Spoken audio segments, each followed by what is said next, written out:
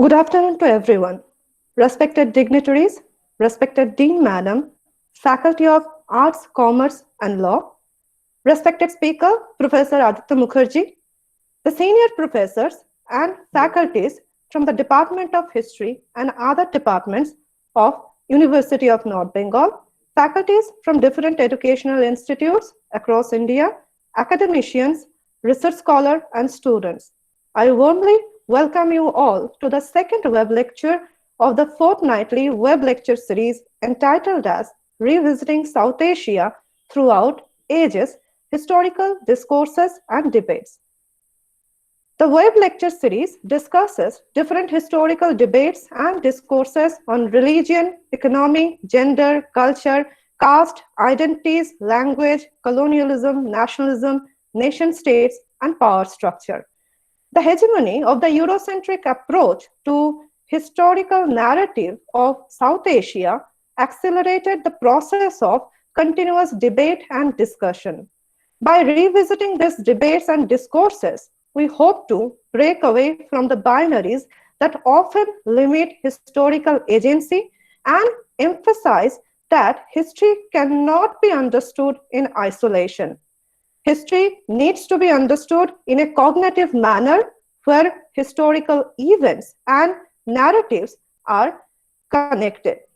We hope that the lecture series will provide a new perspective for us. The economic history of colonial and post-colonial India is shaped and reshaped by the debates between Eurocentric and nationalistic approaches. On the one hand, the nationalistic approach identified India's economic exploitation by the colonial government as a reason for the growing poverty and hindrance before economic development. The outcome of this perspective was the emergence of economic nationalism, which gradually strengthened the demand for Swaraj. Purushottam Das Thakur Das argues that it was impossible to have financial Swaraj before having political Swaraj because both finance and military power were important to political supremacy. The Eurocentric approach, on the other hand, justified the British economic policy as beneficial and nationalist approach as the drawback to economic development in India.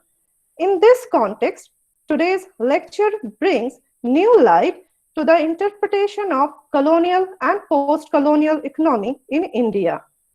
With this brief introduction, I request Dr. Sudas Lama, HOD, Department of History, to give the welcome address. Over to you, sir. Thank you, Amrita. On behalf of the Department of History, it's my pleasure to welcome Professor Aditya Mukherjee, Center for Historical Studies, retired, JNU. And I also welcome Professor Sanchari Rai Mukherjee, Dean, Faculty of Arts, Commerce and Law, North Bengal University. I also convey my warm welcome to all the colleagues from different departments of the NBU and the colleagues from across the India, maybe sometime from even the outside the India. And I also welcome the students, scholars, and all the history lovers who joined today as a listener to have the appetite of the lecture of Professor Mukherjee. So it's my honor to have Professor Aditya Mukherjee on the dais as a speaker, because when I was in the JNU for a few days, so we had I have heard a lot about Aditya Mukherjee, about as a stalwart figure of modern Indian history. Though I'm from ancient India, but still I admire him a lot. So I welcome Professor Aditya Mukherjee for accepting our invitation to give his lecture. So, and I also thankful to Dr. Amrita Mandal, my colleague, for bridging between the Department of History and Professor Aditya Mukherjee for today's webinar. And I sincerely appreciate the endeavor of our colleagues from the department for sharing this academic load enthusiastically. So welcome all. Welcome again. Thank you for joining. Thank you, Amrita. Now I would like to request Professor Sanchari Roy Mukherjee, Dean, Faculty of Arts, Commerce and Law, to inaugurate today's lecture. Over to you, ma'am. Thank you, Amrita.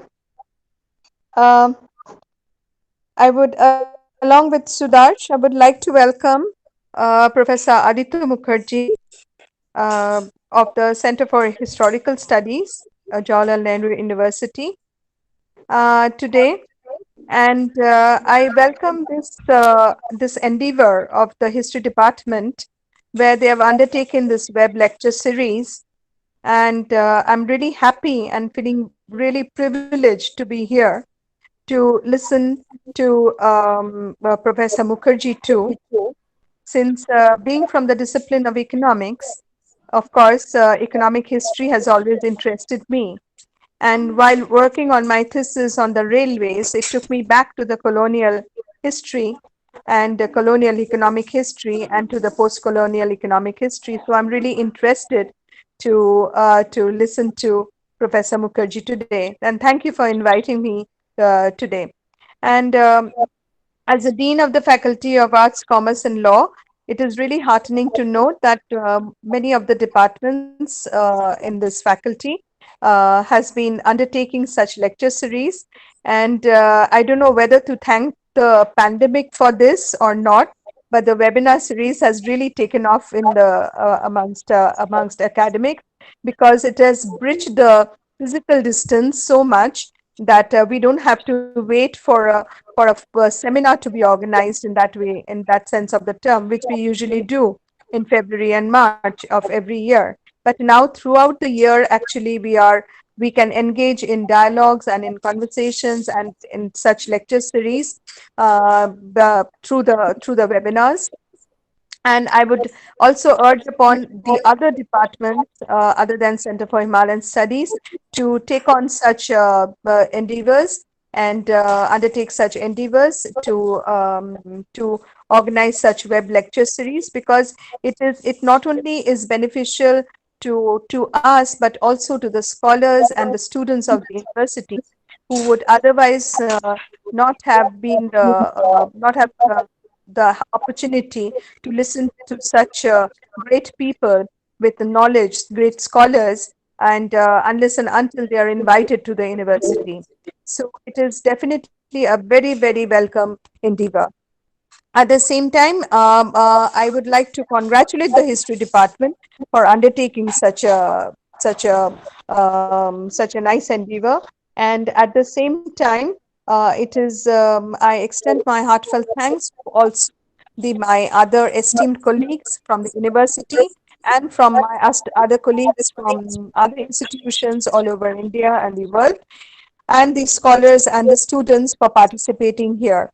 And I would just request everybody not to be only a passive listener, but also to engage into a dialogue with Professor Mukherjee, because especially the scholars and the students, because you've got this opportunity, which is being provided to you by Dr. Lama and Dr. Mondol. And please enter into a dialogue and have a nice conversation with him, so that in future you can be interested in the works that have been done by the other scholars, by the renowned scholars in history. And with these few words, I would like to inaugurate this web lecture and today. And I wish it a grand success for all the lectures to come also. And thank you so much for inviting me here. And I'm surely going to listen to Professor Mukherjee's lecture, because I'm sure it's going to be a very, very interesting and illuminating one. Thank you. Thank you, Amrita. Thank you, Sudarsh, for inviting me here. Thank you.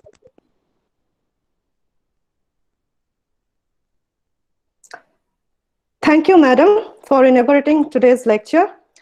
Before moving into the main session of the day and introducing our speaker today, I have a small request to the audience. We'll have a question answer session after the lecture. If you have any question while listening to the lecture, kindly write your question in the comment section, or please hold your question till we'll open the question answer session. Today, we have with us an eminent historian, Professor Aditya Mukherjee. He is going to speak on interpreting the colonial and post-colonial economy in India. Let me give a short introduction of the speaker, though he does not need any introduction. We all have read his books. Professor Aditya Mukherjee was Professor of Contemporary Indian History in Center for Historical Studies and Dean, School of Social Sciences at Jawaharlal Nehru University, JNU, New Delhi. He taught more than 4 decades economic history at JNU. His area of specializations are business history, the political economy of modern and contemporary period, colonialism, and nationalism. He has been visiting professor at Duke University, USA, and University of Rome, Italy, fellow at University of Tokyo, Japan, and University of Sao Paulo, Brazil, at the Institute of Advanced Studies at Nantes, France, and Institute of Advanced Studies at Lancaster, UK. He is the editor of Sage Series in Modern Indian History, published by Sage Publication, 18th monographs already published, and was editor of Selected Works of Jawaharlal Nehru, published in 2009-11, and a centenary history of the Indian National Congress, 1964 to 1984, volume 5. Published in 2011. His publications include the following books: India's Struggle for Independence, India Since Independence, where he was a co-author, and both of these books translated into 5 languages. He is the author of Imperialism, Nationalism, and Making of the Indian Capitalist Class, 1927 to 1947, published in 2002.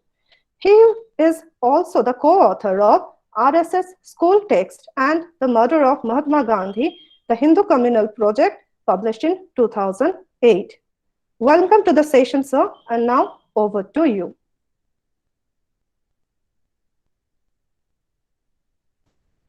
Thank you very much, Amrita. Thank you. I must thank the Dean for her kind words, as well as her decision to attend the lecture. I'm honored.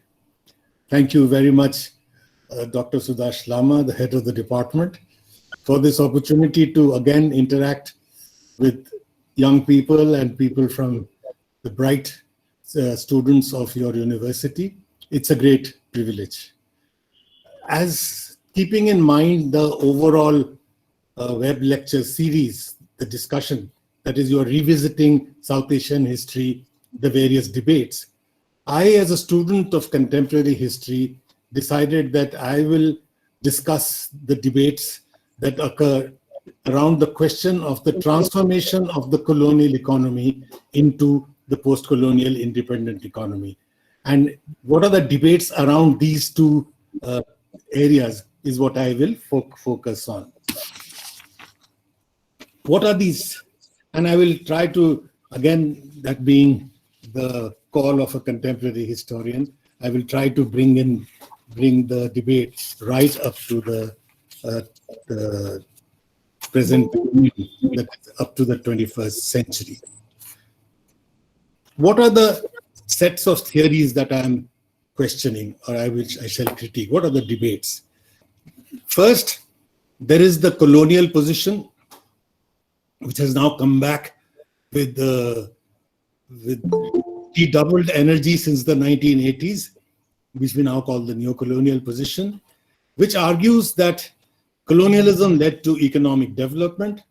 And not only that, it prepared the ground for rapid post-colonial development that we see in many of the countries which were erstwhile colonies, particularly in Asia, East Asia, Southeast Asia, and now even South Asia. So this is one view that I will question, that colonialism develops and that it prepares the ground for post-colonial development.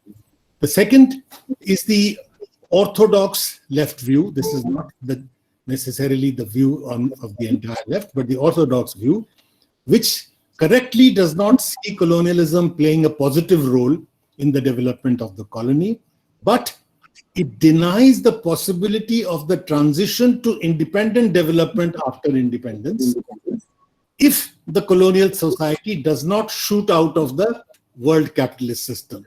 That is, unless it becomes socialist. Now, this view has been argued in a very big way by the dependency school, the dependency theorists. As you know, dependency theory has emerged primarily on the basis of the Latin American experience and also the African experience, but it is applied to the third world as a whole. So this view that you cannot make a transition to independent capitalist development without breaking out of the capitalist system altogether is quite a powerful, strong view of the orthodox left. Professor Bipin Chandra called this view the CBF view. C for the Comintern, B for Paul Baran, and F for Gunder Frank. You know, he's basically just pinpointing three big stages at which this view was put forward. The Comintern argued this in the 1920s. Comintern, meaning the Communist International, argued this in the 1920s. Paul Baran argued this in the 1950s. And the dependency school has argued this from the 60s and 70s, and some even till today. I shall argue against both these positions. I think both these positions are incorrect. I shall do that as a historian. The historian must provide data for their arguments. It cannot be just an abstract analytical statement of views. So I shall provide you data to show that the developments that occur after independence occur not as a result of the continuity with colonialism, but as a result of the breaks. In other words, it is not a result of colonialism. It is, in fact, a result of the break from colonialism. And I'll also argue that the post-colonial developments belie or prove to be wrong the CBF view, the orthodox left view, that the post-colonial development led to further neo-colonial development. That is, it did not enable independent development. I shall question both these views. And lastly, Anindita, if you mute yourself, then we will not get this echoing sound. Amrita, sorry, not Anindita. I've got so many students, I keep confusing their names. Okay, last, I shall argue that the post-colonial situation in India and in many other former colonies, she sees a significant break in the economic sphere. But, so there the continuity is not there, but the continuity is in other areas. For example, I have recently been arguing that the longest lasting legacy of colonialism has not been the complete economic ruin that it brought to many parts of the world, but that the areas that they left them divided on social grounds, on caste, on class, on language, on religion, and whatever. That they promoted and left behind a legacy of division, and that they left behind a colonial mindset.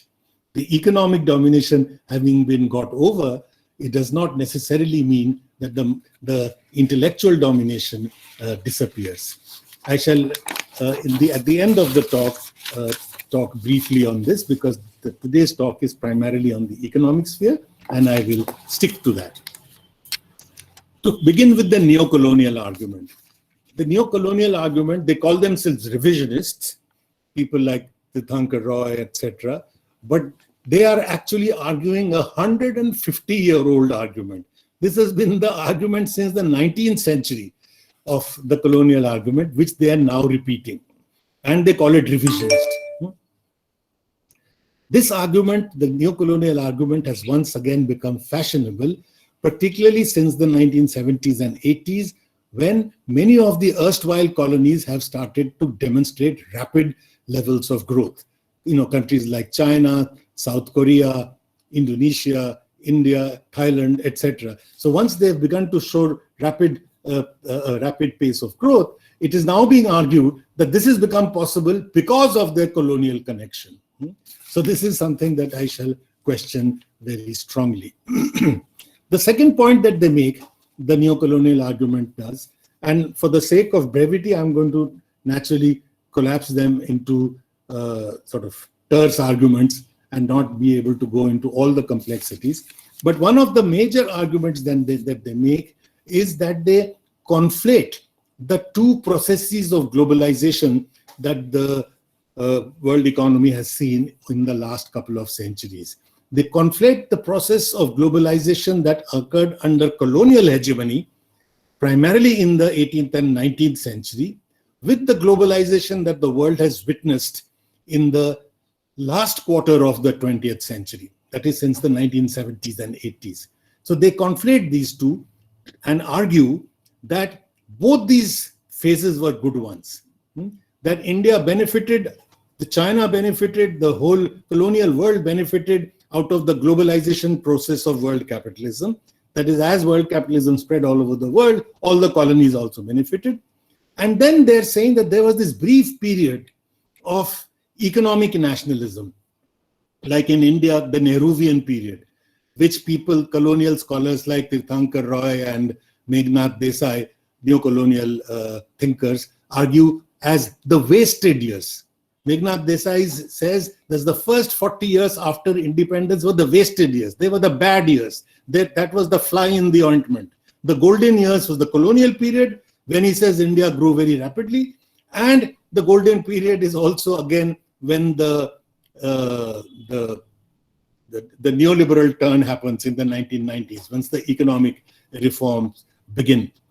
What they miss out, and that happens often with people who have no sense of history, is that these two are occurring in completely different global circumstances. The first globalization, as I said, was happening under colonial domination, under colonial hegemony.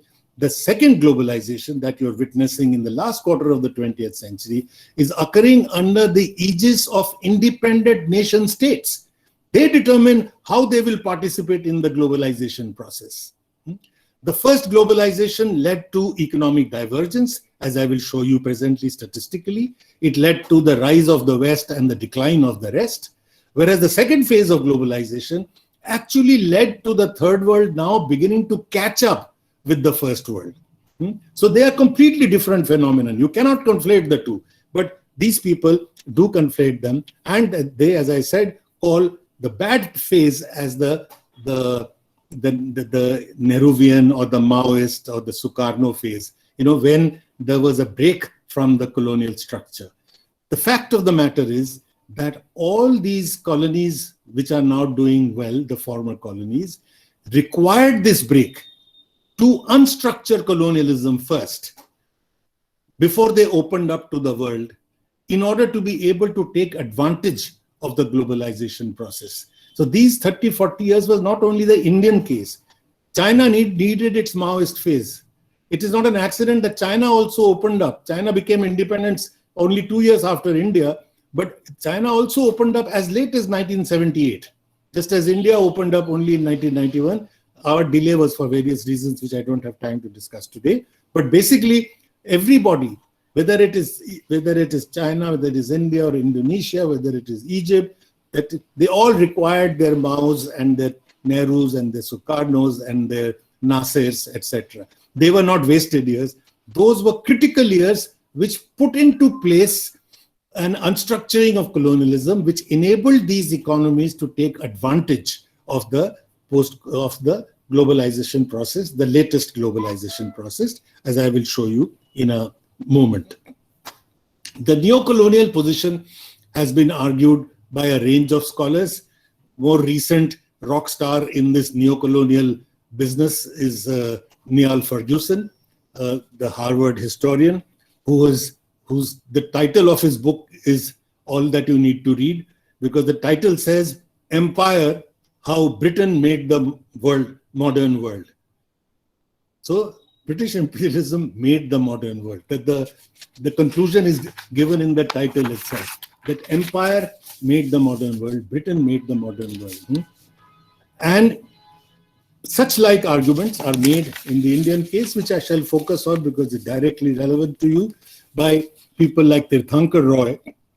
Tirthankar Roy also started his career in Pune, which was at one time considered the bastion of nationalist economics, but has now appropriately is parked in the London School of Economics. He wrote this short economic history of India, which he himself said was really an abridged version of the Cambridge Economic History of India, Volume 2. Volume 1 is a very different kettle of fish. And where he makes a completely colonial argument, so colonial that I have argued that even Lord Curzon, the most conservative of the British viceroys, would have been embarrassed. He would have said, yes, we were good, but come on, we were not that good, as Tirthankar Roy argues. Now, you may be thinking that this is just shadow boxing. I have, in a published paper, in very great detail, quoted facts and figures to show what Tirthankar Roy's arguments are, but I will just briefly mention some of them to you. He says, for example, that it is the expansion of trade, the creation of transport and communication and infrastructure that colonialism made possible in India, without which it could not have happened. And as a result of this, he says, I'm quoting him, industry and services grew, not only grew, but grew rapidly throughout colonial rule. So we had rapid economic progress. Both our services and industry grew rapidly through our colonial period. There was no such thing, he says, as deindustrialization, no forced commercialization, the indebtedness of the peasantry. These are just some nuggets I'm offering you. You need to read this classic work for your entertainment sometime. He says that the indebtedness of the Indian peasantry was actually a sign of their prosperity. You might wonder where he got this gem from.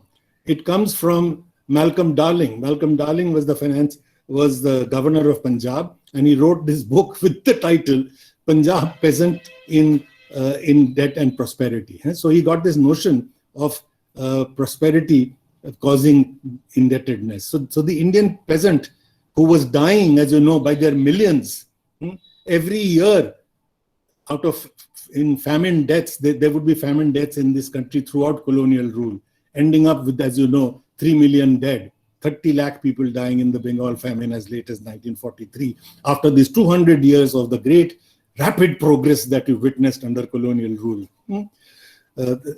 So he says he's comparing these peasants who are living at the margins with, let's say, the American peasant who is in debt because he's just bought an aircraft to spray his fields with,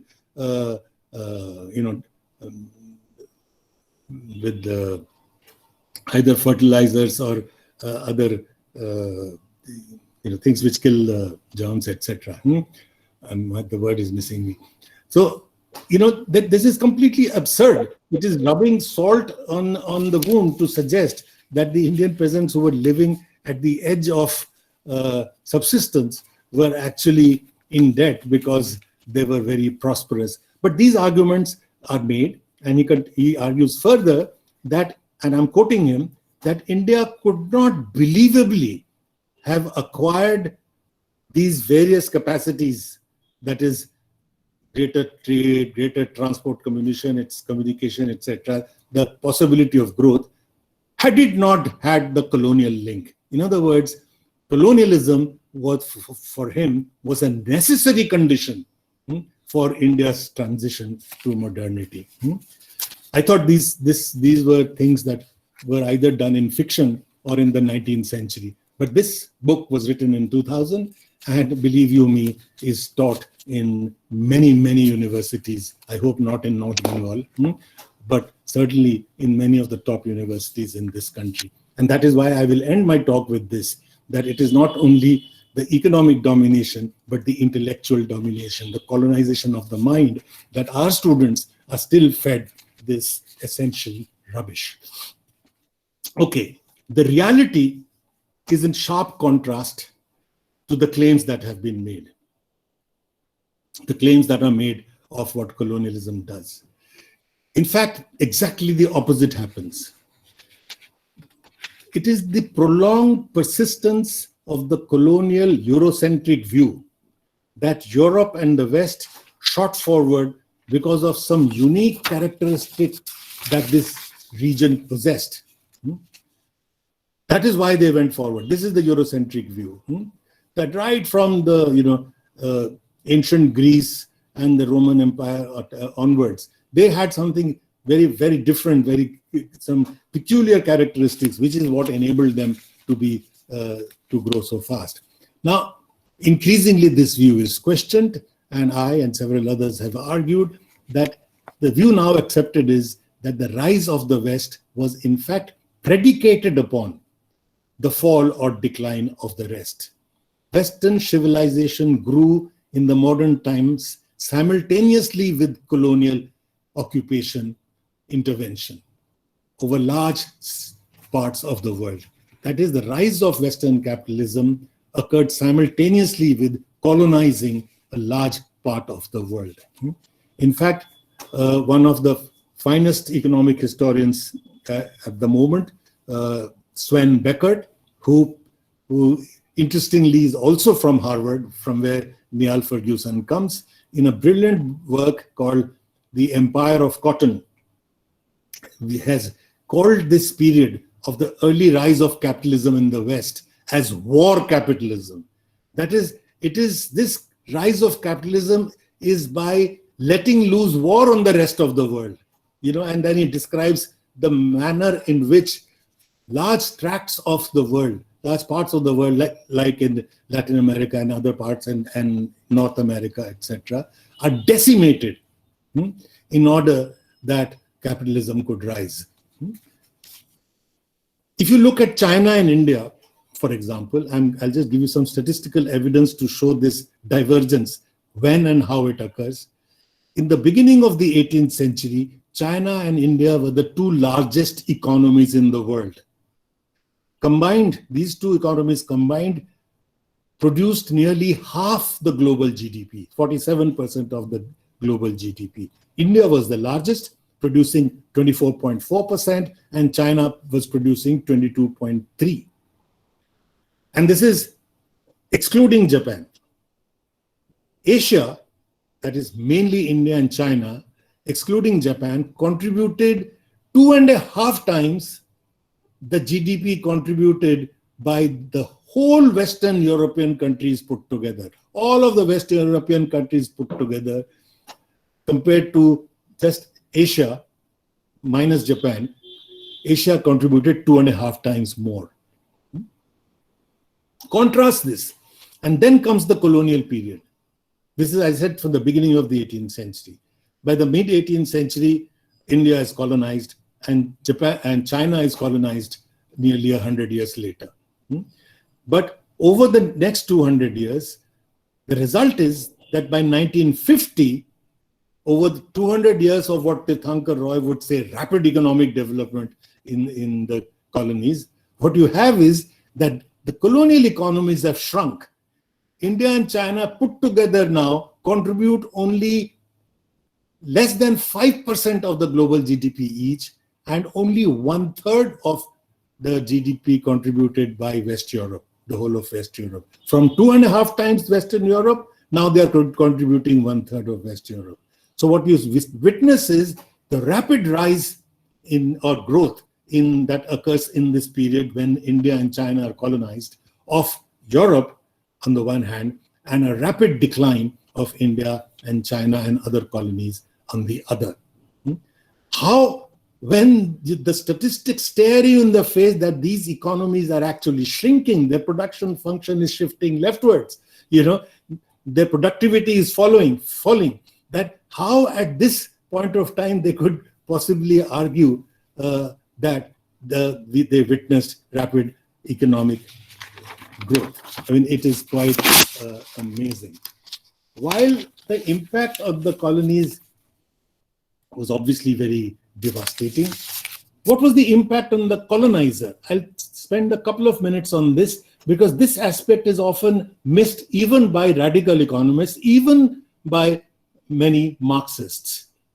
They are able to see the damaging impact on the colony, but they are reluctant to accept that the rise of capitalism in the West was in many ways critically dependent on the decline or on the extraction of surplus from the colonies. This you will not find even in Morris Dobb, who is probably one of the finest economic historians from the left. When in his studies in the development of capitalism, you do not find any reference, for example, or any detailed description of how important the colony was for the rise of capitalism in the West. Now, I'll just give you two examples. What is the impact on the colonizer? Just two dramatic examples. 1801, this is the beginning of the 19th century, when England is the fastest growing country in the world. It is at the industrial revolution has taken off in Britain. It's way ahead everybody else. And at that point of time, Britain was collecting as tribute 84% of what its gross domestic capital formation was. To put it in plain English, 84% of what it invested in its economy in order to become the first industrialized country in the world came from the colonies. The resources came from the colonies. How does a country industrialize? Where does the capital come from? You can't say that you tax the corporate sector because the corporate sector does not exist as yet. Where does it come from?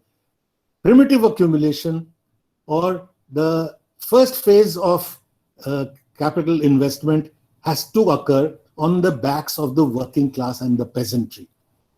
That's where you raise your surplus from in order to make your initial investment. All right.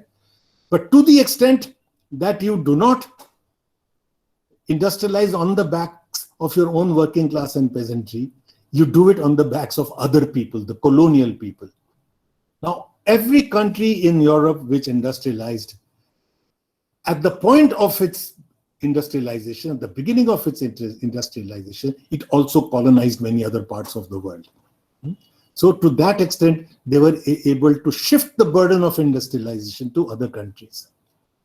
The latecomers had to do it on their own. When Japan tried to industrialize, though even Japan had its colonies, it had to tax its agriculture, 50% land tax.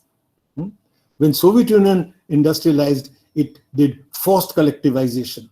Millions of people died. That is, resources were squeezed out of agriculture.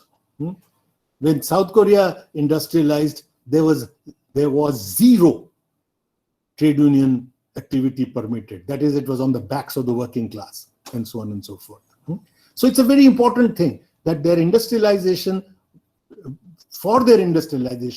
they drew enormous amount of resources. And I gave you one figure, a very critical figure. This has been calculated by Professor Utsa Patnaik, a very renowned economist from our university.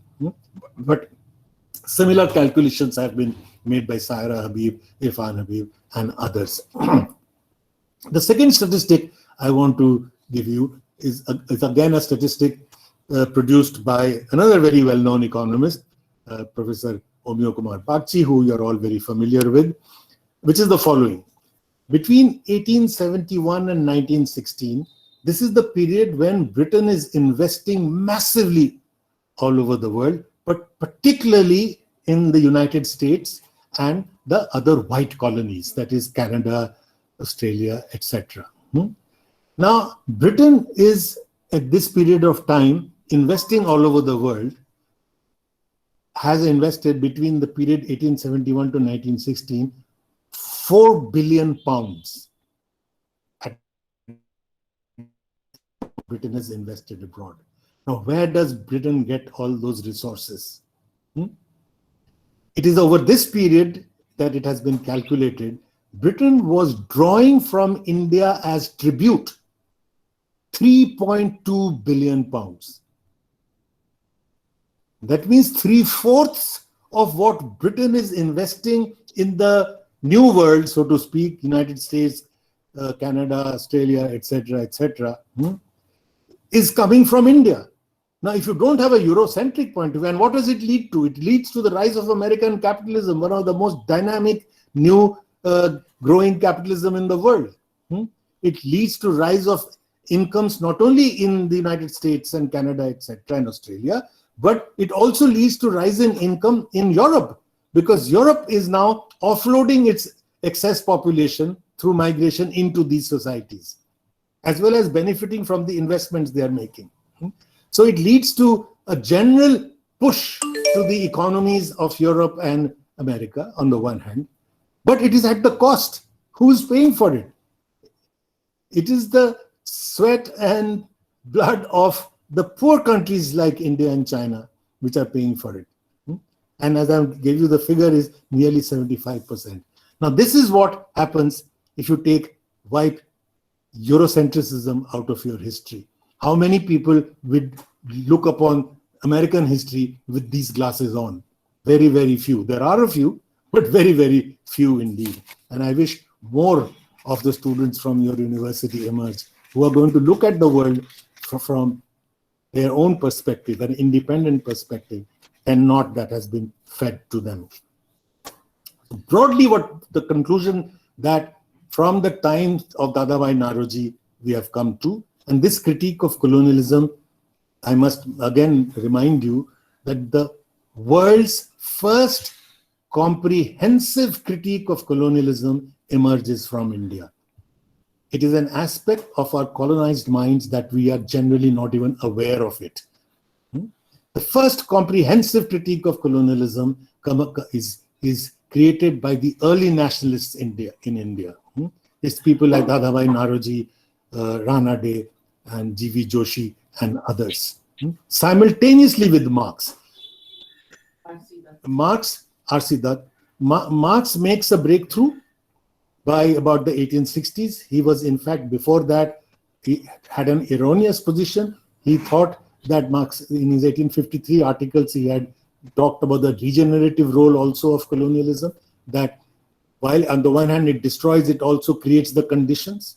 But by the 1860s, by the time he writes Capital Volume 1, he's given up this idea because he had studied one colony. He studied Ireland, and then he gives up that idea. But the Indian nationalists had also given up that idea by then. Ram Mohan Roy had made the same error as Marx and had said in the 1940s that colonialism was a gift of divine providence because he saw British rule as a route to modernization. But that view was given up. Now it was argued mainly by the early Indian nationalists, decades before Lenin, decades before Rosa Luxemburg or Hobson. In great detail, they argued that colonialism does not lead to modernization. The colonial path does not lead to capitalism. The colonial path, they argued, is not even parallel to colonialism. The colonial path, they argued, is divergent. The more you move on the colonial path, the further you go away from the capitalist goal.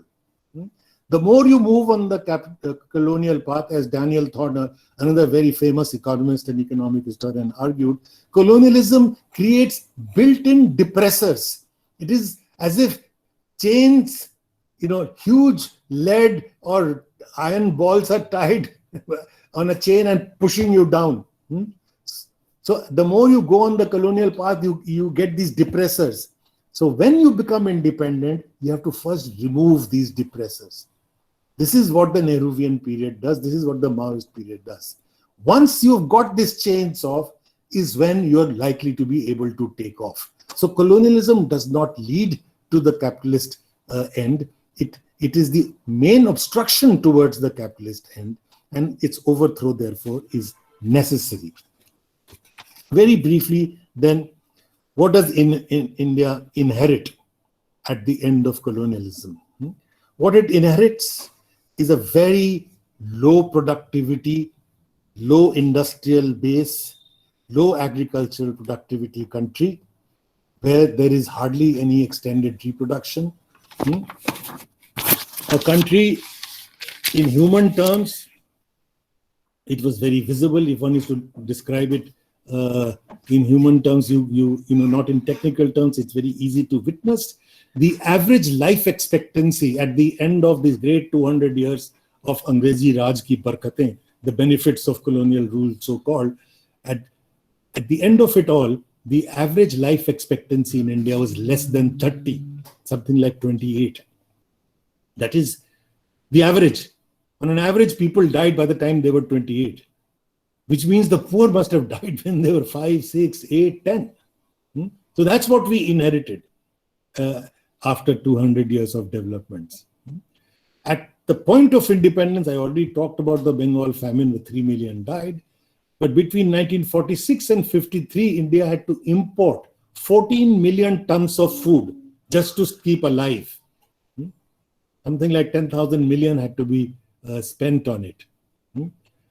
The 92% of our women at independence were illiterate. 84% on a total were illiterate. The legacy of colonialism, which scholars like Tirthankar and Roy and others have completely misjudged. Tirthankar Roy, in fact, even cuts the death by Bengal famine by about a third. He said, no, not 3 million people, only 1 million people died. As I said, even the British were not arguing this. Tirthankar Roy's figures are lower than the government of India own records at that time of the deaths in Bengal famine. I mean, how more loyal than the king can you be? Is the competition the neo-colonialists in India have got into. How can I show myself to be more loyal? But the poet Rabindranath Tagore did not make Tirthankar Roy's mistake. Shortly before his death in 1941, he wrote this. I will just quote him. It summarizes a lot of statistics. He says, the wheels of fate will someday compel the English to give up their empire. What kind of India will they have left behind? What stark misery! When the stream of their centuries' administration runs dry at last, what a waste of mud and filth they will have left behind. So it is from this mud and filth that India had to rise after independence. It is not, as the neo-colonialists argue, that they prepared the ground for a takeoff after independence. No ground was prepared. A huge amount of mud and filth was left behind. And as I will show you, that the developments in India after independence were a complete contrast to what happened during the colonial period. What I will do is, I'll give you the figures for the last 50 years of colonialism and contrast it with the first 40 to 50 years after independence. And the figures will speak for themselves. You will see that there is no continuity, that there is indeed a very sharp break. I'll do this by, there won't be time for taking as many indicators as one would like to, but I'll just take certain critical indicators. Per capita income. Growth of per capita income is one indicator. Now, per capita income in the colonial period, even by colonial measure, remained either zero or very low. It has been calculated to be zero, that is the growth of per capita income between 1820 to 1870. For those 50 years, there is no rise in per capita income. And from 1870 to 1913, there is a very small 0.5% growth in per capita income. And after that, the last 40 years of colonial rule, 1913 to 1950, per capita income declines annually at 0.22% per year. So there is a decline of per capita income occurring in the last phase of colonial rule. Contrast this with after independence. Immediately after independence, it began to grow at 1.4% per capita income, mind you. This is not GDP rate growth. In the first few decades, which was 3 times faster than the best phase under colonialism. So the first 3 decades after independence, we are growing 3 times faster than the fastest rate ever achieved in the colonial period. And then after that, India's per capita income begins to grow at about 3% per annum, per capita income, between 1973 to 2001, which was a rate which was higher than what West Europe could achieve at that time. West Europe at that period was growing at 1.88% and India was going at over 3%. And then after that, from 2003 to 2007, India grows at about roughly between 7 to 8% per annum per capita income growth, which is similar to the explosive rates of growth that Japan had between 1950 to 1970, which is what propelled Japan from one of the developing countries into the second largest economy in the world. So there is a massive break in per capita income. Now how does this happen? One of the critical reasons, as you know, for economic growth is capital formation. That is the rate of investment. In the colonial period, leave alone capital formation, India was losing capital. Estimates vary between 5 to 10%. Between 5 to 10% of our national income was actually being drained out of the country. So rather than adding to your capital, you are actually losing capital. But even if this drain has been a very debatable issue. There are many things that many economists would call a net transfer without anything coming back. That is an unrequited transfer, which is what we call drain, which Dadabhai Naoroji called drain. Drain just means that you make a transfer for which you get nothing in return. But colonial scholars will say, no, this transfer is not for no return.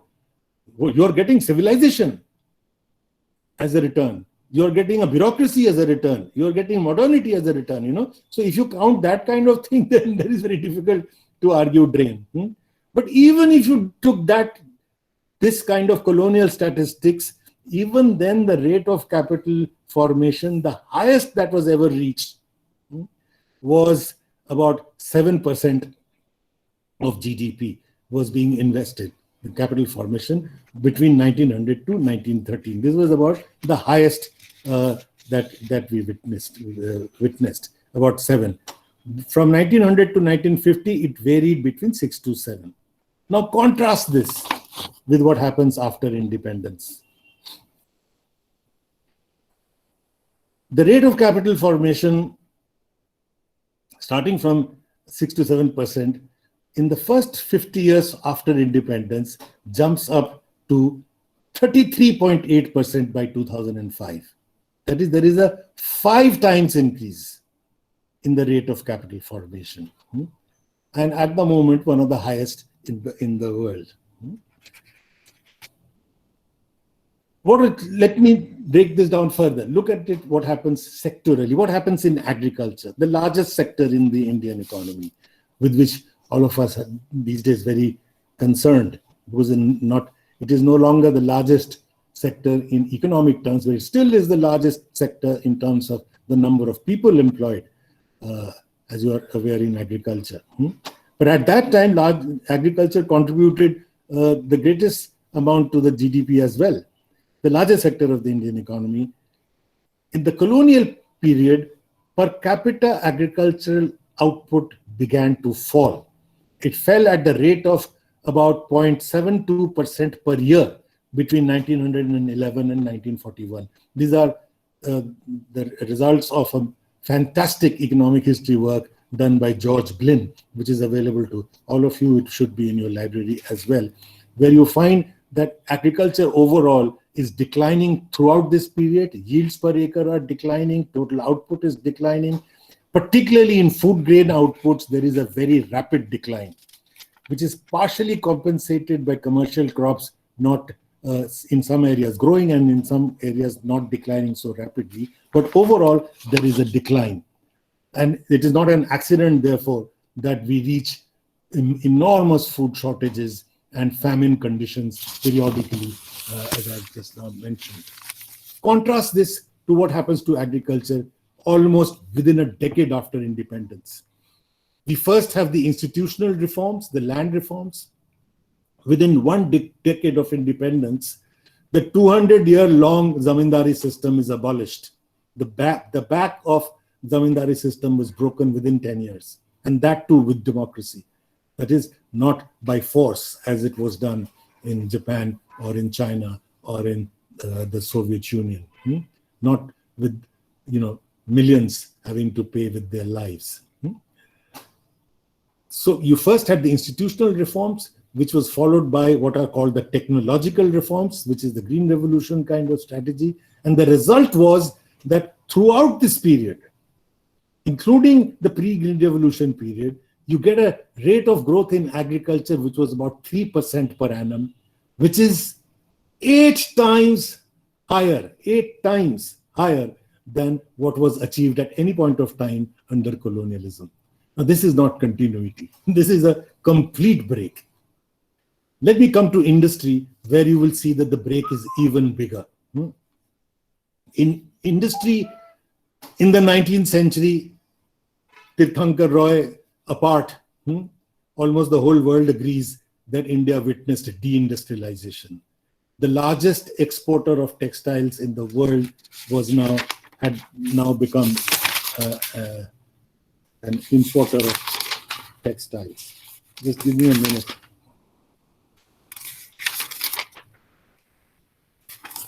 Yeah.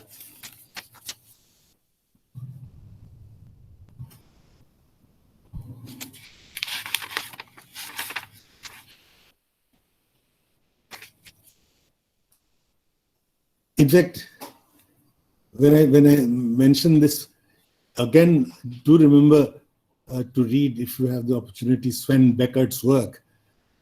He talking of this period when India was the largest exporter of textiles in the world, when Britain had nothing to sell to India, talks about how in the 18th century, as late as the 18th century, the biggest link that Britain had with India was to send out espionage teams to do industrial espionage, to try and find out what we were doing in our textile industry in order to produce the kind of textiles that we were producing, that the whole world wanted. They were not able to buy their spices in the Southeast Asian countries, Indonesia, etc., or get their slaves from Africa with anything else but Indian textiles. The demand they made was, give us Indian cloth. And so what Britain was doing, and this is all from Sven Beckert's work, this is no nationalist imagination.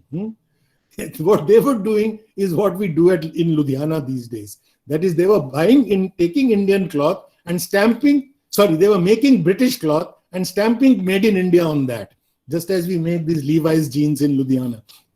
We make Indian stuff and then they put all the brand names of all over the West. Now, Britain was doing that with Indian cloth at that time.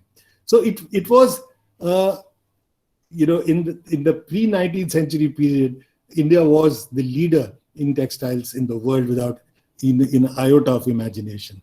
Now that is destroyed. So we witnessed deindustrialization. And then by the late 19th century, beginnings of modern new industry come up, 1 or 2 mills here and there.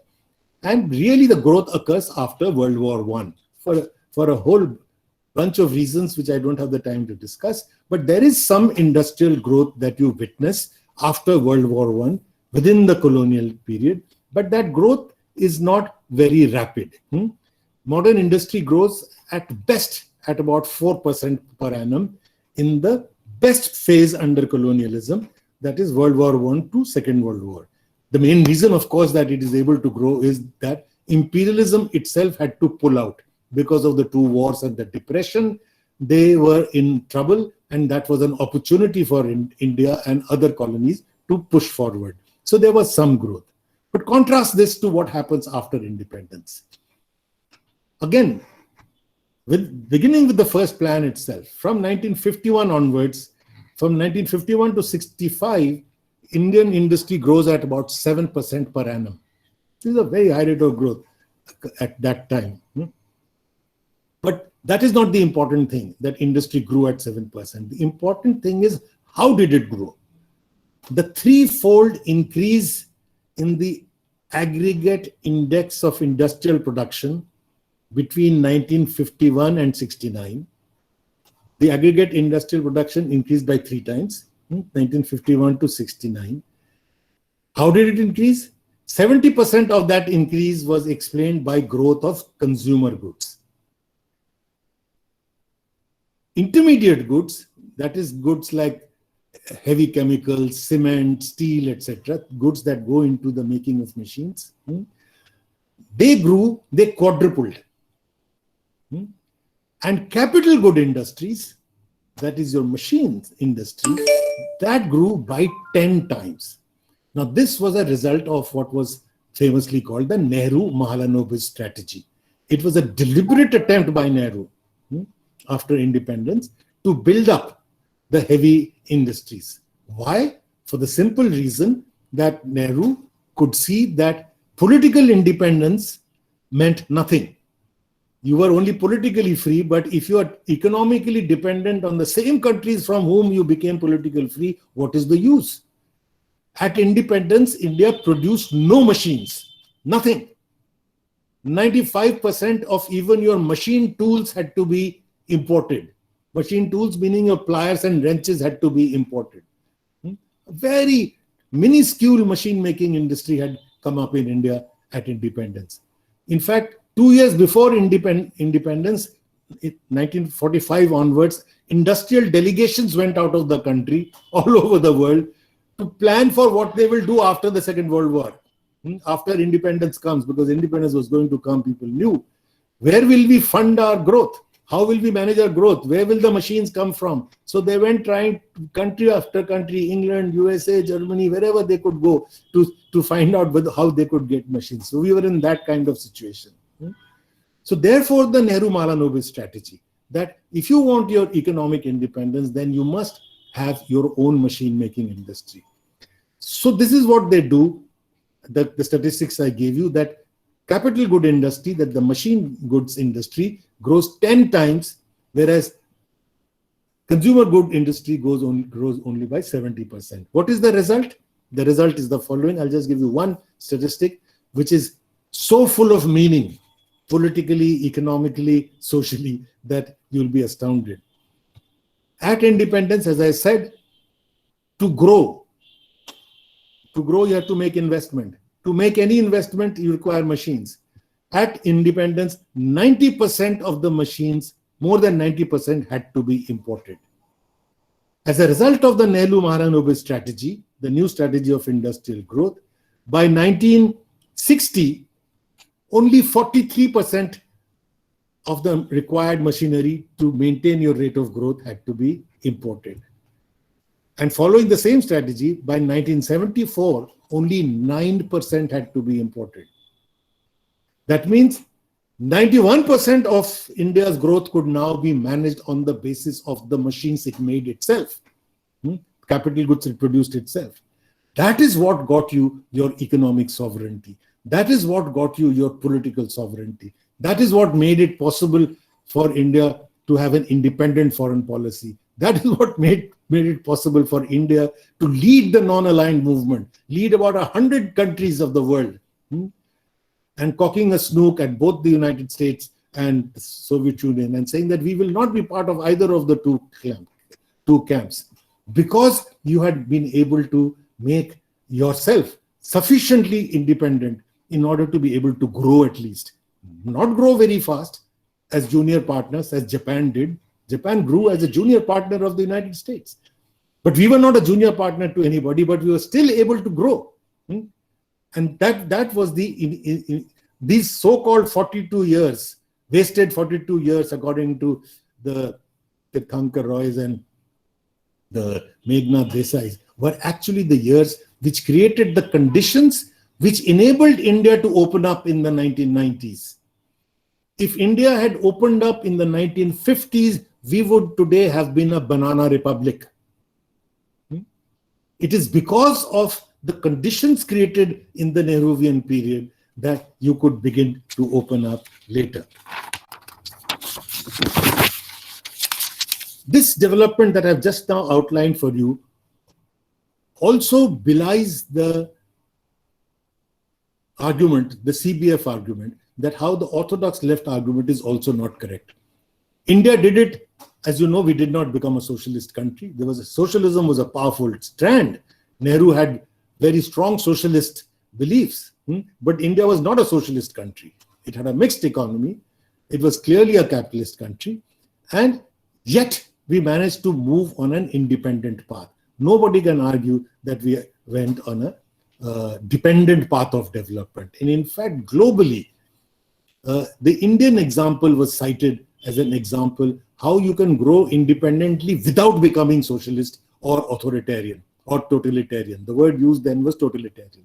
The two models that were cited in economics literature, your dean will be very familiar with that. But the two models was one of the totalitarian path of development, which was the China path, and the other in development economics, the path that they pointed at was the Indian path, which avoided that and yet managed to forge an independent path of development. Lastly, in the same context, what Nehru was able to do, since Nehru is demonized so much these days, I mean, if you listen to the speeches of our tallest leaders, the taller you go, the harsher their speeches become. They, you know, as you know, one of the leaders of the contemporary ruling party actually said that Nathuram Godse fired the wrong shot. It should not have been at Gandhiji, it should have been at Jawaharlal Nehru. So Nehru is seen as responsible for everything that is wrong in this country, everything that is wrong. So that is why, to bend the stick backward, I have to slightly tell you the other part of the story, you know, and so that you can forget the mythology that is being presented these days as history and economics. Nehru anticipated the knowledge revolution. If you look at his emphasis from the first plan onwards, apart from what he called the temples of modern India, the dams and the steel plants and the bridges and this, that, and the other, simultaneously from the word go, he begins the IITs, the Bhabha Atomic Research Center, the National Physical Laboratory, the National Chemical Laboratory, all the major institutions of scientific breakthrough that you know of were created at that time, because he's anticipating, as I said, the knowledge revolution. And this is one area, as you are aware, we were kept, in which we were kept completely barren by the colonial rulers. So it is one area where Nehru tries to catch up in a very big way. To give you just one statistic, in 1949, only 10 million was invested in scientific research and development, 10 million. By 77, it had become 4.5 billion. That is, it is a 45 times increase. You know, it's a quantum jump. Then if you look at it in terms of number of people involved, the scientific and technical manpower in India increased by 12 times in this period, from 190,000 to 2.32 million. So there was a massive breakthrough. It is this which enables India to now participate in the information revolution. As you are aware that today, the dynamic sector in the Indian economy is the service sector. It is the service sector which produces the largest proportion of our GDP. I'm giving you a little old figure. In 2007, for example, the service sector contributed 55% of the GDP. It was the most important sector. And what is the service sector based on? Technology, information. So it is not despite Nehru that India has become what it is today. It is because of what Nehru had done in that period. It is the base that he had created in the information and scientific and technological area, which is enabling India at least to stay part of this global knowledge revolution process.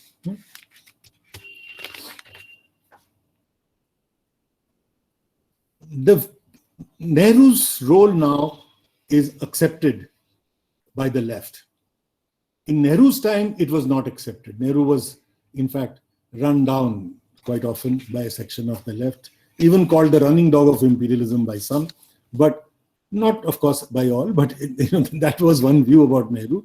But now it has been accepted that it is the Nehruvian period was critical, in fact, in all that I've just now described, of stabilizing the Indian economy, of unstructuring colonialism, of creating the conditions of growth.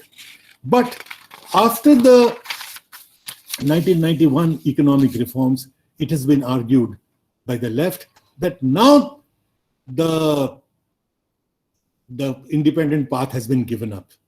So that the CBF model that we talked about, the Comintern model of the 1920s, is again brought back to say now that bourgeoisie has sold out, now India has gone into a neo-colonial situation.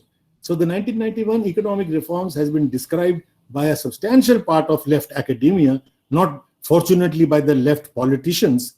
After all, Buddhadev Bhattacharya and others were also doing economic reforms, and that is one reason they had to go. But that apart, but certainly in the academic sphere, they continued to argue that the economic reforms meant a sellout. Now, I do not agree with that. The economic reforms in India did not lead to the independent path disappearing. On the contrary, it increased. If you look at it statistically, it increased India's bargaining power vis-a-vis the world considerably since 1991. I'll give you just two indices.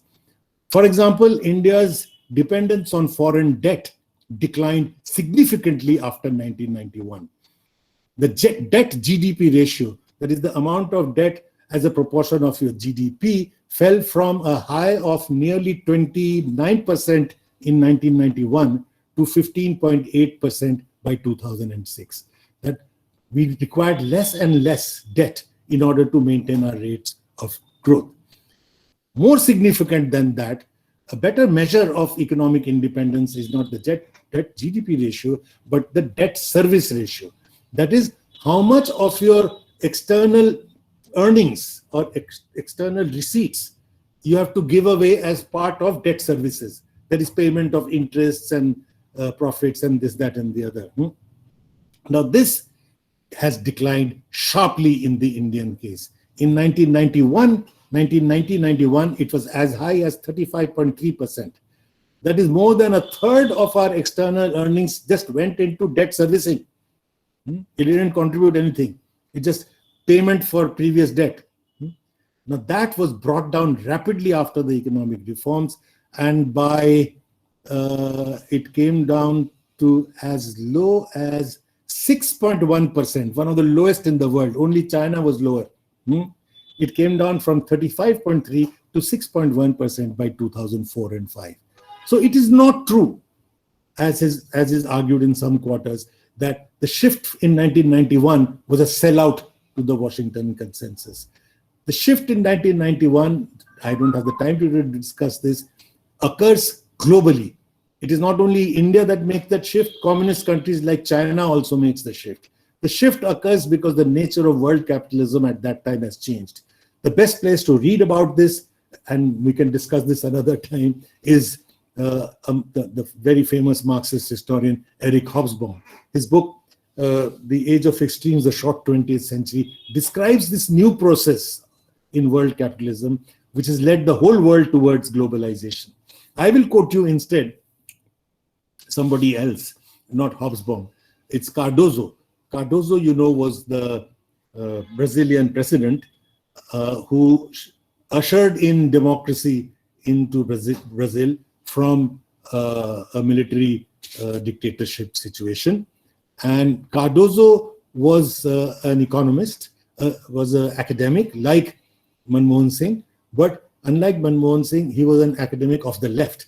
He was called a left dependency thinker. Among the dependency thinker, he was a left dependency thinker, and he ushers Brazil into the globalization process as well as into the move towards democracy. He visited India in the late 1990s. That is after our economic reforms had already started. And he met a group of intellectuals where I was fortunate to be present. And he was questioned very strongly, and mainly by other left scholars in India, that Professor Cardoso, how could you do this? You as a leftist, how could you lead Brazil into the globalization process? Now, I think his answer was very, very important.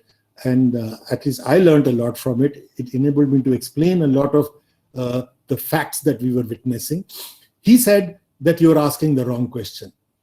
The question is not whether to globalize or not. He said that the days of the Iron Curtain and the Bamboo Curtain, you know what that means, the Soviet and the China in closed economies. He said those days are over. Both of them had opened up by now. Russia, the Soviet Union had already done its perestroika and glasnost. China had opened up to the world. So there was no such thing as the Iron Curtain and Bamboo Curtain. He says the question is not that. He says whether to globalize or not is a wrong question. If you do not globalize, he said, you will become a Myanmar, a Burma. You have to participate in globalization. The question he said you should be asking is, as a leftist, is how do you globalize? Do you globalize with your sovereignty intact? And do you globalize with a safety net for the poor? Or do you globalize by disappearing into the armpit of the United States, as some countries did, or by completely disregarding the interests of the poor? That is the question you should be asking. And he went one step further. And he said, in that sense, in this sense of how to globalize, India has an advantage over Brazil. And since we as colonized people are not used to ever thinking that we can have an advantage, everybody said, what, how can we have an advantage? Your advantage is that you have a long tradition of resistance. And he started with Gandhi and then mentioned Nehru and then mentioned the left. That your people, your democracy will not allow your government to sell out. That is, in the globalization process, they will not be able to join up as junior partners. There will be resistance from your people, and neither will they allow you to globalize or to do the SAP, the Structural Adjustment Program, where the poor are left out. They will not allow it. And these were prophetic words. He was saying it in the 1990s. Immediately as globalization started, Indian civil society raised the issue of how will you do your structural adjustment? Will it be on the backs of the working class and the poor? And you will see that the civil society movements led a process that almost all the radical laws that you know that were passed in the last 30, 40 years were passed in this time. The right to education, the right to work, the Manrega, the right to information, the right to food, all the rights-based movements come up in this period to ensure that the globalization process does not leave out the poor. What you're witnessing today in the borders of Delhi is this struggle.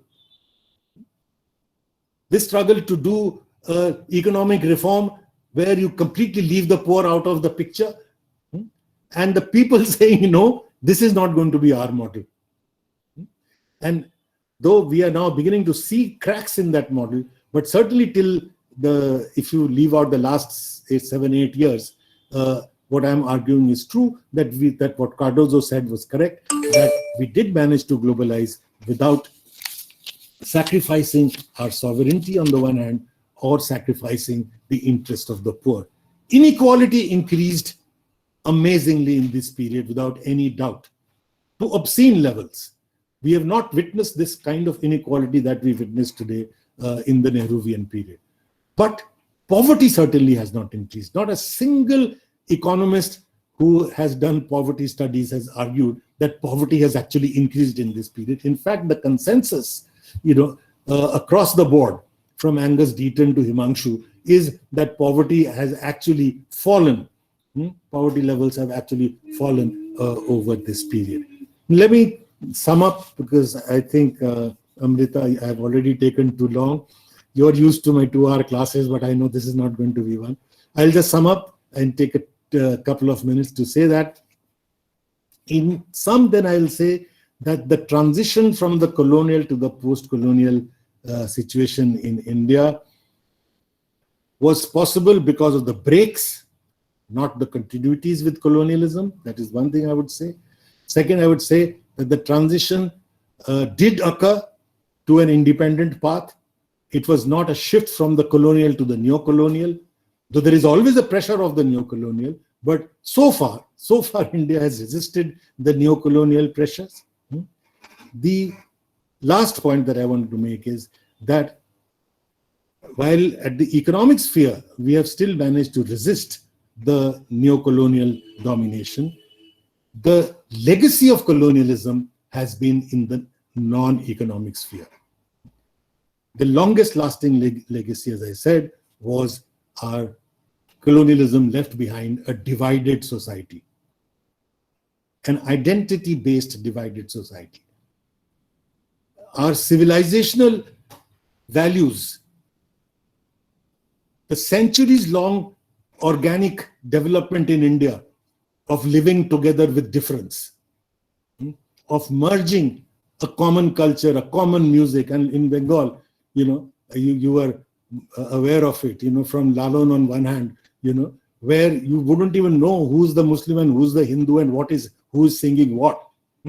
So this amazing composite culture, we see this freezing of identities that occurs in the colonial period, aided by the communal forces, who unfortunately are now the ruling forces. So what has happened is the legacy of colonialism has been brought back to us by our own people, by the partners of colonialism. The communal parties, the Hindu Mahasabha, the Muslim League and such like, the RSS, were partners of colonialism, and they are now the ruling parties. So they have brought back one of the longest and the most dangerous legacy of colonialism, which is division in our society on the basis of identity. Secondly, the intellectual domination that I talked about, the fact that we, as I said, we happily accept whatever comes from the first world. We happily accept the Eurocentric worldview. We happily accept Tirthankar Roy, publishes in Oxford University Press, writes in English, therefore must be correct notion, and therefore must be taught to our children. You pay a very heavy price for that, even in the economic sphere. Since my lecture today is on the economy, I want to end with this, that this intellectual domination has an economic dimension. Now, what is that economic dimension? That is, if your mind is colonized, then you often do not witness your own colonization. What do I mean by this? Colonialism is not to be frozen into just one kind of thing, as we have traditionally done. Since what we learned, at least I learned from class 5 till virtually your MA level, the same thing. Colonialism means export of raw materials, import of manufactured goods. Colonialism means drain of wealth. Now, that is not all that colonialism is. Colonialism was not export of raw materials. The first 50 years of British rule in India, we exported manufactured, not a single raw material. That is not the issue. Colonialism, if I may briefly put it in 1 minute, is the following. It is the transfer of whatever at a historical period of time happens to be the most important factor of production.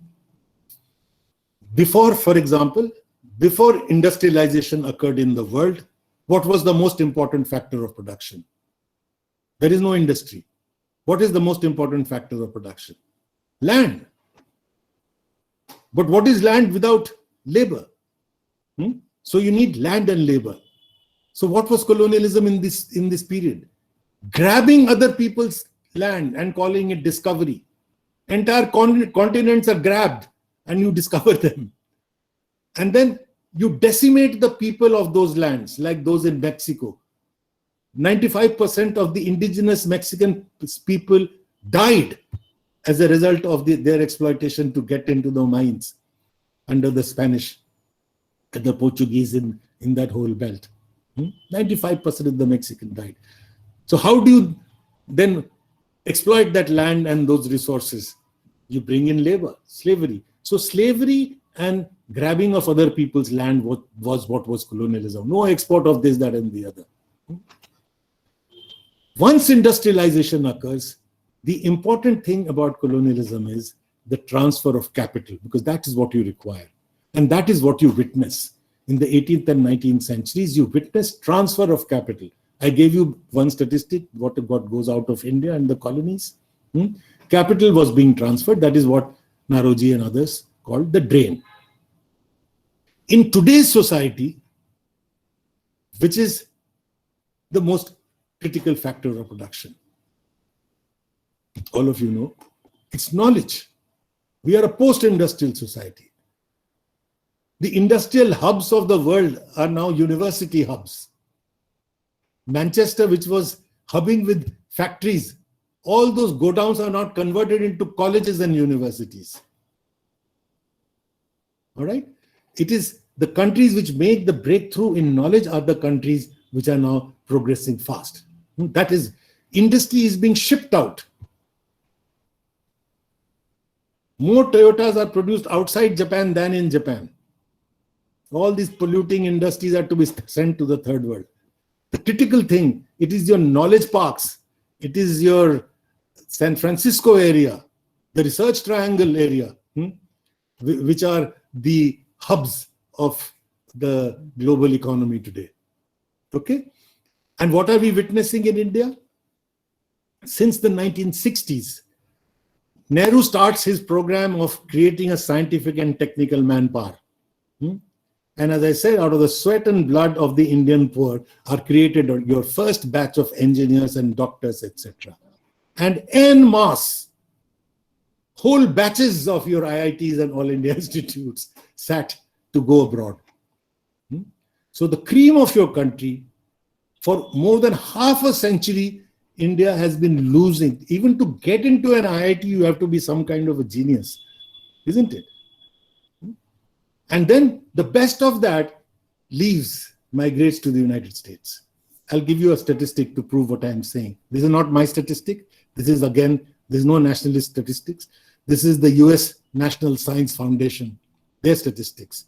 In 2012, they said 95% of the Indians who go to the United States to do their PhDs in the sciences, that is medicine, engineering, mathematics, physics, nuclear sciences, etc., 95% stay there. Then they argue that in the 1960s, only 17% of American PhDs were done by non-Americans. Today, 40%, 2 out of 5 PhDs in these technical areas, which is what is going to lead America, make America the leading economy in the world, are by non-Americans, your Asians, Indians and Chinese, etc. doing it. So what are you witnessing? The United States is raking it in. And we are, a poor country, are handing it out. And while doing so, we are patting ourselves in the back, saying, wow, there is no slavery happening. There is, our scientific and technological manpower is not grabbed by their necks and taken to the United States. They're pushing each other to say, I will come, I will come. This is voluntary migration. Voluntary migration in which the state helps. The government of India goes and argues with the United States, please increase the number of people in your H-1B visa. This is a colonial mindset. As I told, Amrita must have heard it 100 times, as I tell my students that once an IIT professor told me, I met him somewhere and we were just chatting, and he said, after a while, he said, Professor Mukherjee, I am so delighted today. So I thought maybe some student of his has, made a great invention or some discovery or some such thing. I said, why, what happened? He said, Professor Mukherjee, my whole class has gone to the United States. I almost fainted. What a sick society. That you, I, Amrita, Professor, your dean, etc., that we are here today is because of the intelligentsia of the 19th century, our school teachers, our college teachers of that time, which produced what modern India is today. And here we are now producing teachers who think they've done a great job if they've sent everybody abroad. Now that is the colonization of the mind. That is what leads. In fact, even in science, we are not able to make breakthroughs for that reason. Because in our minds, we have already convinced ourselves that it doesn't matter where you are. In India, the labs are not good, so let's go to United States. We will go do all kinds of great things. Out of this cream that goes into the United States, this is a study done by 2 top American Indian scientists in the USA, both of whom have tried to come back to India. One is very, very well known, George Sudarshan, the physicist, Every time he did not get the Nobel, people said that this is, racism and all that. That level of person. They wrote an article where they say Indian scientists do very well. They get their PhDs very quickly. They become professors, etc. And after that, zilch. After that, over half a century, you get one Hargobind Khurana and one Ramakrishnan or whatever, and, in the Nobel Prize category, you are hardly there. The breakthroughs do not happen there. The breakthroughs are made here. Your Satyen Bose from the University of Dhaka makes a breakthrough which creates the boson theory. Your Jagdish Chandra Bose makes the breakthrough. Your Prafullo Chandra Ray make the breakthrough. So even scientific breakthroughs are made if you are connected with your people. They are not, if you are watering somebody else's garden, is not what produces the adrenaline, which will make you make the scientific breakthroughs. So therefore, the decolonization of the mind is equally important from the economic point of view, because the current colonialism that we are witnessing is the transfer of what is today the critical factor of production, which is knowledge, in which India is participating in a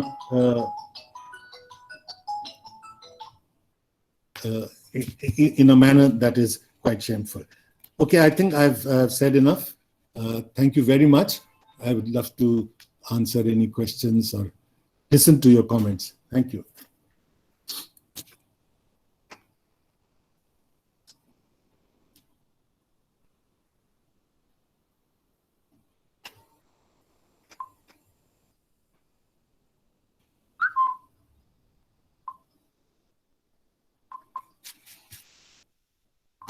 Amrita, unmute yourself.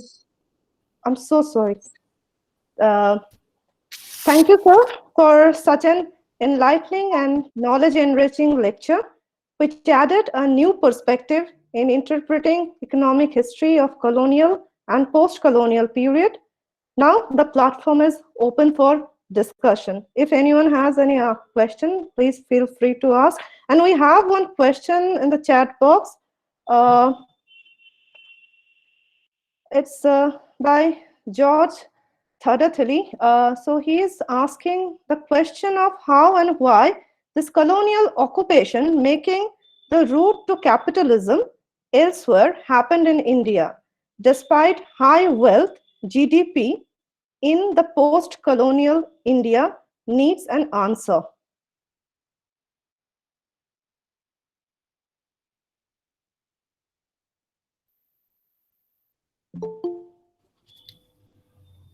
Whoever asked this question will have to redo the question, because I don't really follow. Can you ask it again? Because it sounds contradictory to me, the question. Can you read it again? Yeah, sure, sir. The question of how and why this colonial occupation making the route to capitalism elsewhere happened in India, despite high wealth GDP in the post-colonial India needs an answer.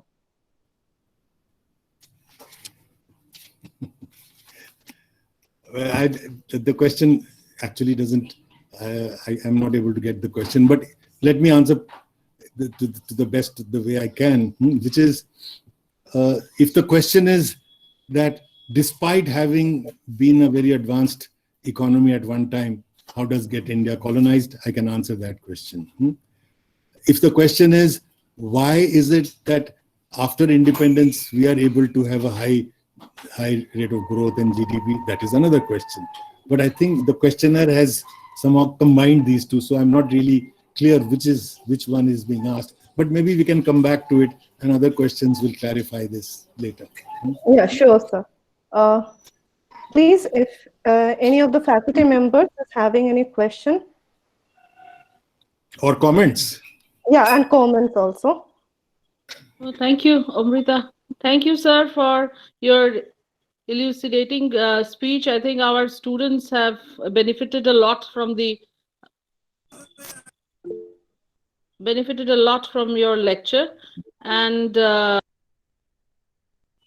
I don't have a question, rather, it is just I want to say that since we have gone through the book of Tirthankar Roy and it has become quite popular in the last few decades, or rather last few years, a couple of years, we have Tirthankar Roy, we our students also carry the books of Tirthankar Roy. So I would like to just know that he has also used certain statistics to come to his conclusion.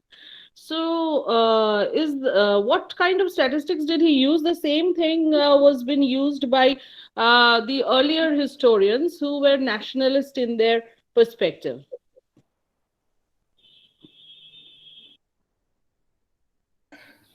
Thank you very much for your question. I'm sorry, by mistake, I was trying to mute myself and I switched off. So I probably missed the first part, but I think I got the sense of what you're saying, which is that how come Tirthankar Roy makes certain arguments using statistics? What kind of statistics is he using? You see, as I say, that statistics is one thing that can be used for any purpose that you wish. I mean, that's why it's not what I'm saying. I've, in writing, critiqued what he's saying that his statistics, whatever that he's producing, is either hiding part of the reality. For example, to give you an example, you can give statistics saying that industry grew from point X to X plus 10. And that growth, you can say, is a phenomenal growth because it has grown from 2 to 50. So 25 times growth.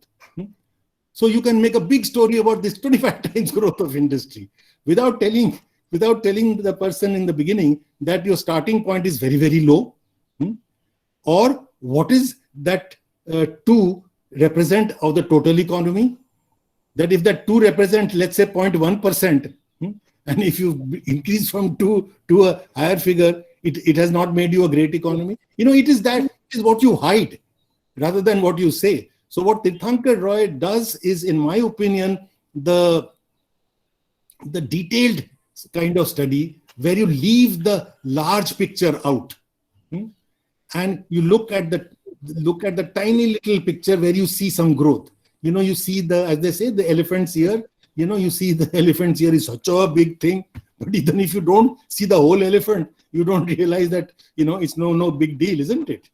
So I think that is what Tirthankar Roy does. Focuses, generally his work is very, very detailed work, and it focuses on, for example, a lot of his work is on the power loom industry. Sure, the power loom industry grows, but what is its growth in the overall context? What is the total economy? What is the power loom sector? What is the decline in other sectors? And if you place that in that context, then it doesn't seem like such a great story. Or if you study the government of India spending on industrial education, and you say, my God, it is 100 times increase. But after that 100 times increase, if the total spending is less than the budget of the Tatas, you know, for their private schools that they've set up, then it's no big deal, no? So it is that kind of statistic that is being used. And as I said, the main thing is leaving out the scholarship of about 100 years that has gone before Tirthankar Roy. You know, from R.C. Dutt to Dadabhai Naroji, beginning from the 19th century, right up to the writings of, let's say, Omio Bagchi. You dismiss all of that, you do not argue with them, and you pick some colonial figures of some narrow areas and you generalize on that basis, is what he does. He's very selective in his picking up the. He's very selective in his picking up the statistic side. Very selective. Very selective. Okay, thank you, sir. Thank you so much. Thank you.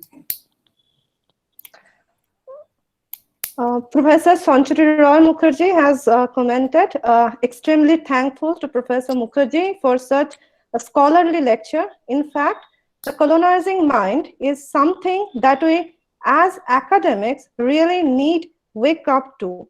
Thank you so much once again for highlighting this discourse on the colonial and post-colonial economy. Thank you. And many of our students says this, thanks for this wonderful lecture.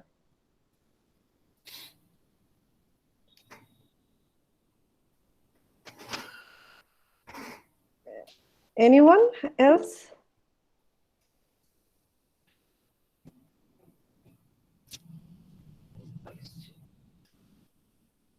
I think there is no more question, but our AMS students are quite delighted with the lecture and they're continuously keep on messaging. Thank you for this wonderful lecture. Thank you for the opportunity to talk to young people, Amrita. Thank you so much, sir. And now we have come to the end of the session and there is a formal vote of thanks. I'd like to thank Professor Aditya Mukherjee for giving his valuable time and enlightening us with a wonderful lecture. I would also like to thank respected Dean Madam for gracing the occasion in spite of your busy schedule. I would also like to thank our head of the department, Dr. Stas Lama, for his untiring support and help.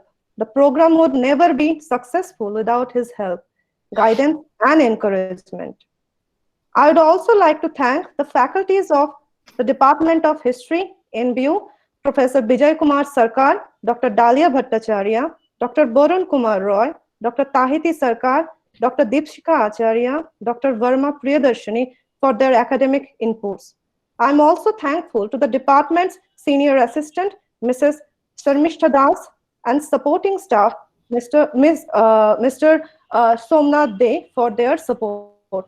I would also like to extend my heartfelt thanks to the Center for Information and Resource Management, University of North Bengal, for extending their technical assistance. Lastly, I would like to thank all the academicians, faculties, research scholars, and students for participating in the lecture.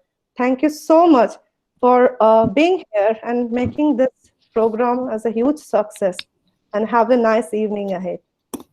Thank you. Thanks to everybody. Amrita, Dr. Lama, your dean, and everybody.